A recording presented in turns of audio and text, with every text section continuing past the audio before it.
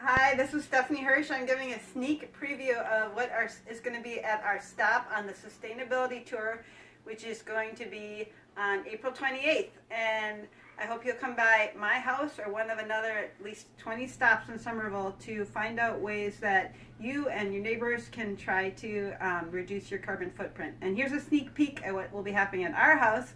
You can take a look at how we just installed heat pumps. Above me is one of them. I can tell you more about it. Our regular gas-fired furnace failed, and we decided to go ahead and replace it with a heat pump system with one large unit downstairs and 3 upstairs, 1 in each bedroom. I'll show you the outside compressor in a minute, and we'll also talk about how we're a car-free family of 7 years now, and how we get around. And we also don't bike, but we use other means. We really don't know a lot about environmental, like sustainability stuff. So you can either learn from us or you can also teach us stuff. And so I hope you come by and visit with us. And now we're going to go out and see the outside compressor.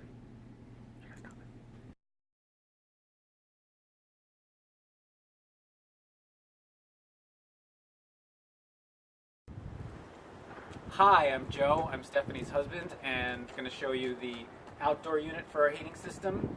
This is a compressor like for an air conditioner, and in the summertime it acts that way, but when the weather's cold, it runs in the reverse direction, and it pumps heat into the house instead of out of the house. This works even if the temperature outside is down to like -15 Fahrenheit. Somehow it confuses me that that's even possible, that it can extract heat from the environment like that. And instead of having the compressor, the coolant go right inside the house and have air blow over it, instead of having ducts that run through the house, what happens is we have a unit in the basement.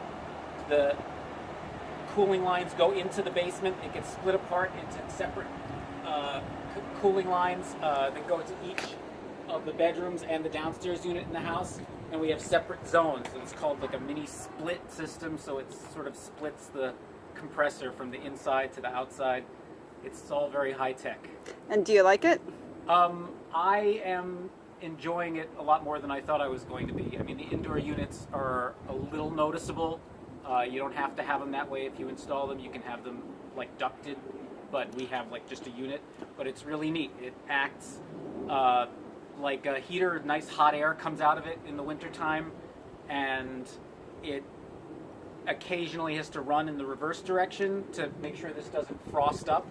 And when it does that, the indoor units know that that's happening, and they try to they like aim the cooler air in a different direction. They try to aim hot air down to the floor and cooler air up to the ceiling. Has it neat. kept your house warm? It's been working about as well as our other heating system did, which means it's been fine except for the coldest days, on which you can really tell that our house has not really good insulation.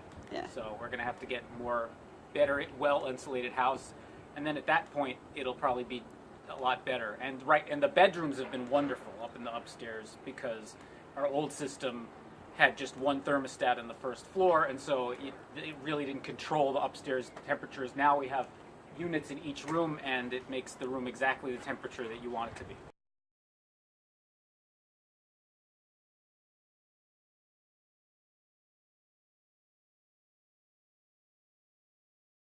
What's your names, folks? Nancy. Demi. Joe. Okay. Are there any good parts about not having a car? It's better for the environment. You also get to walk places and use public transportation like the bus and the subway. It's a real relief not having to worry about maintaining and parking a car in a dense urban environment like the one that we live in. I can walk to work. I can walk to the grocery store. I can walk just about any place around here, and it turns out that having a car is actually, in a lot of instances, less convenient than not having one. Right. Okay. And what do you guys think are the bad parts about not having a car? It's less easy to get everywhere, like to get to the airport or the train station. Any others? Well, that's the main thing, right? Is that it's not, if we need to go someplace right now or transport something right now without having our own car, it's a little difficult. We're a member of Zipcar.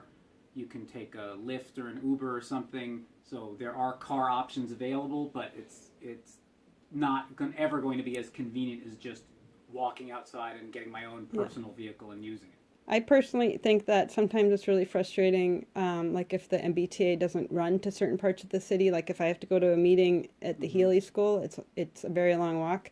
And last weekend we tried to go someplace on the MBTA, and we spent about half an hour waiting for the bus because the transit app kept saying it was about to show up, and we went to 2 different stops, and it kept disappearing, and that was very frustrating and made me just want to stay home.